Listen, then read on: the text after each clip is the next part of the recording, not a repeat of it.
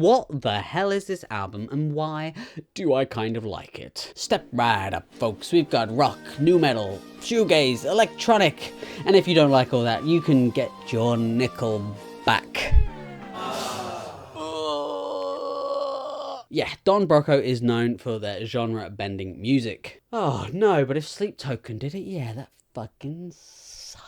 Whoa, calm down there. Honestly, I am enjoying this album quite a bit. I enjoy that kind of thing, you know, but it's definitely not without its flaws. Hello, welcome back with me, Icy Snaps, and yes, today we are reviewing Don Broco. Nightmare, cue the thunder and lightning tripping, which sounds fun, I'm not gonna lie. I think expectations were pretty high, considering their last album was pretty good, I thought. This does feel like a culmination of everything that they're kind of building towards, maybe. But whether it works, that's another question entirely, my friend. There's a lot of ideas here that work really well, and a few that don't. But I will say one thing, I wish this album was heavier all the way through, because when they go heavy, it sounds fucking awesome. It's awesome. Take the opener, Cellophane. It's crunchy, the guitars are crisp, but they still have that rawness. Vocally, it sounds great, very 2000s new metal, Limp Bizkit-esque. Even the breakdowns have this really nice melodic flow to them. This is Don Broco at their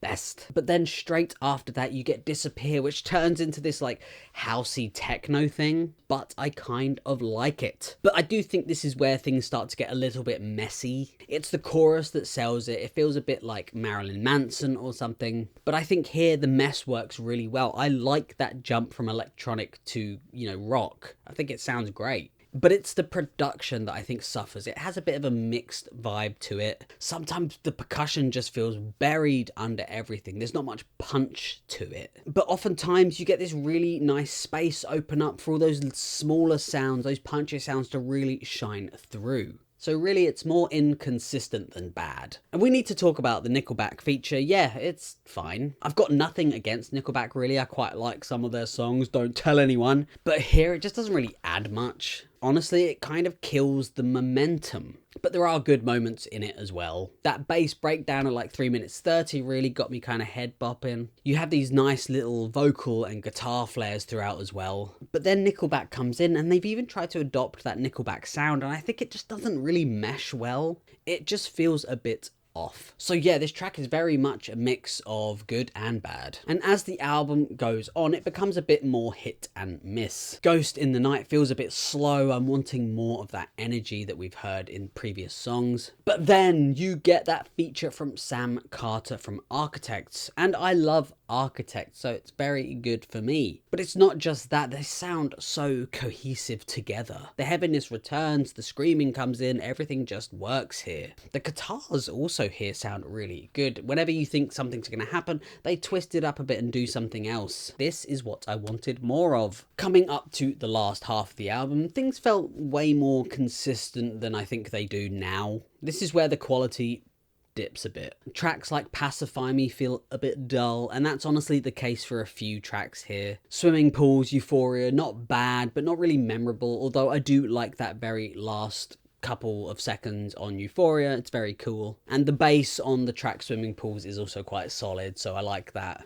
There's bits that I like and bits that I don't like. Luckily, there are still some highlights, so it's not a complete drop-off. Hype Man starts off with this really sort of glitchy, almost stressful sample that I really like. It's a bit electronic. And then the guitars and vocals come in and it's all very heavy. The breakdowns hit nicely. There's really good atmosphere. Yeah, it gets a bit cheesy with some of those vocal layers, but the heaviness pulls it back in. And then finally with the closing track Corner. I like this as a finisher. The vocals have a lot more emotion and overall feel way more deeper. The vocal performance stands out to me more than a lot of the other tracks, but there still feels like there's something missing. Maybe it's the drums. To me, they sound kind of muddy and a bit lost in the mix. Maybe they're just not fully there.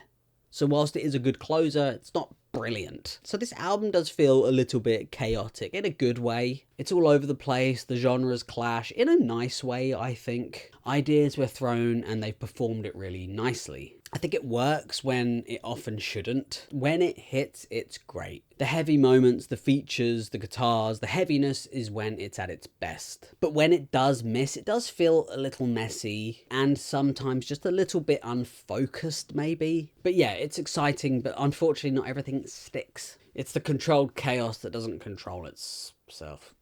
So all in all, I think I would give this album a 7.5 out of 10. Thank you so much for watching. Let me know what you thought down below. If you have any ideas or videos you want me to do, let me know in the comments. I'll see what I can do. Feel free to watch another video or subscribe, you know, whatever you like, and hopefully catch you on the next one. Thank you so much.